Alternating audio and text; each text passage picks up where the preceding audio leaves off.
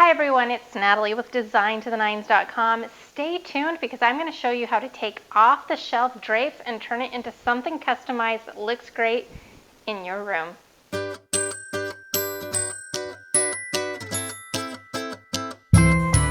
Hi everyone, I'm Natalie with DesignToTheNines.com, and today I'm getting ready to dress my windows and all of my main floor here. And what I've done is I've just purchased curtains from off the shelf, and I'm going to customize them to make them look like they were designed for this room. And I've invited my friend Lisa over to give her designer opinion, and so she'll be here any minute. There she is. Let's see if this is too good. Hey, come on in. So glad to be here. Well, I'm excited because I need your opinion. I'm excited to see this. This is amazing. Oh yeah, this is another project. It looks so great. Oh, thank you. All right, well, I wanted to come over here and show you some fabrics that I have selected. Perfect.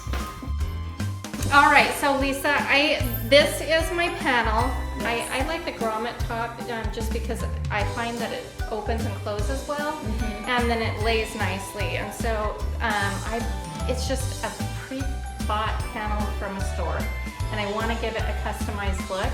So what I think I'm going to do is about a quarter way down from the top, cut it, and then insert a coordinating fabric. That's perfect. But I have several options, and I was just hoping that you could offer your opinion. Yeah. And so, well, they're all great options. They're all so pretty.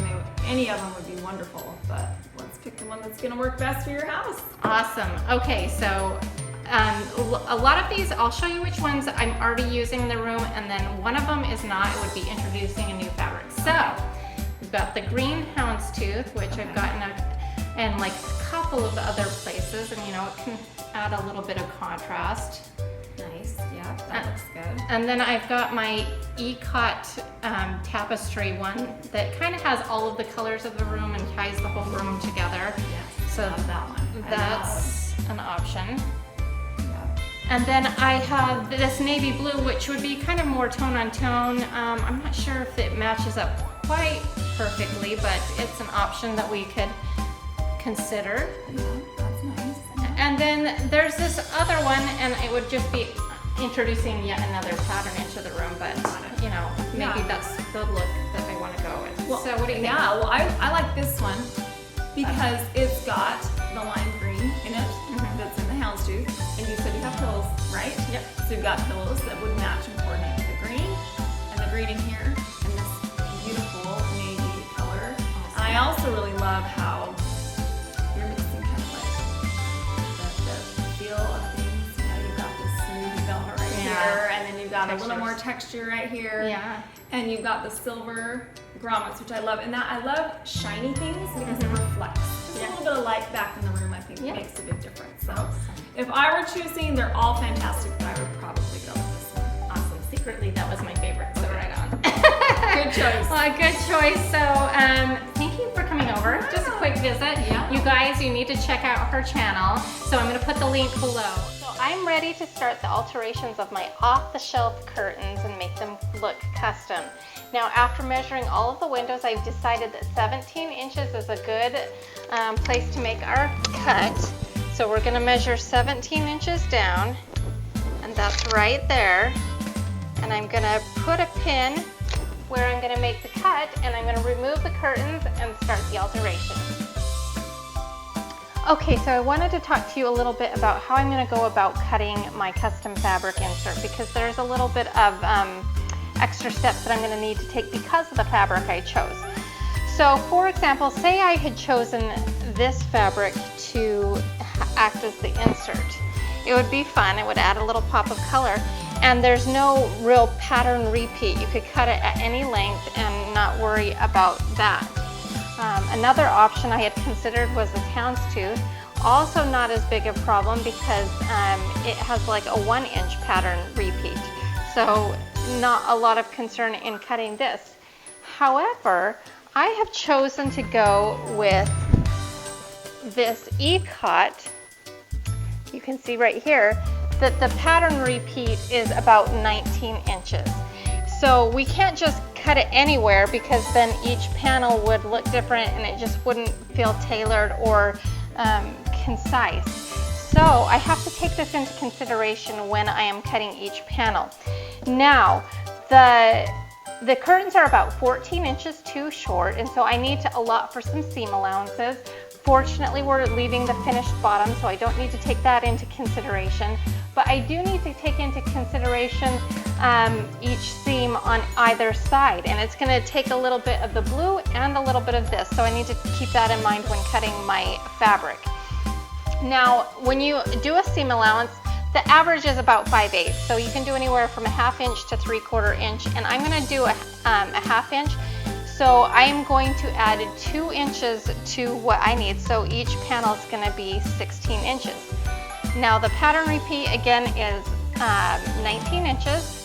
So what we will do is we will take the 16 inches, we will take an 1.5 inches on either side and cut that and make sure it's centered on the pattern. So we're going to start doing that.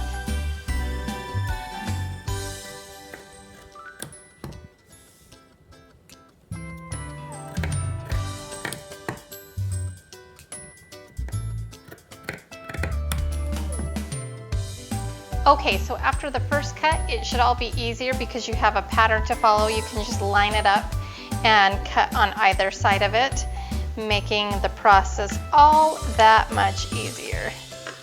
So we just clip and we'll whip through these in no time.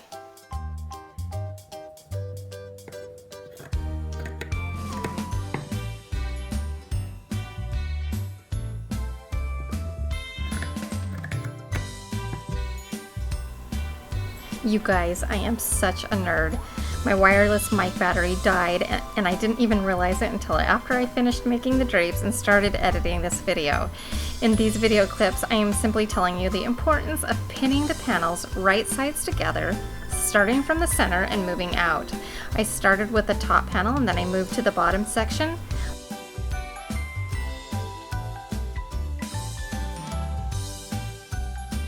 I top stitched each seam to give a finished professional look to the panels.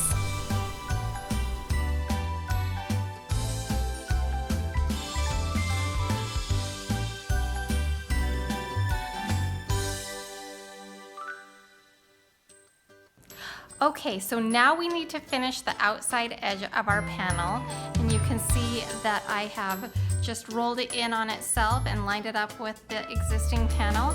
We'll stitch it up on either side and then our panel will be done and we can hang it.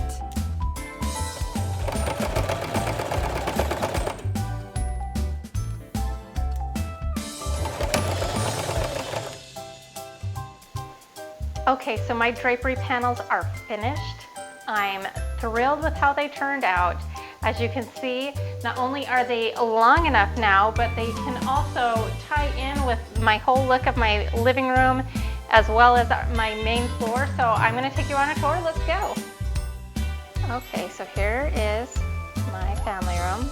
Still kind of a work in progress, but it's really shaping up. You'll notice this wall over here doesn't have a whole lot of going on with it, but I've got big plans, maybe a possible fireplace. You'll have to stay tuned for future episodes to see what I do in there.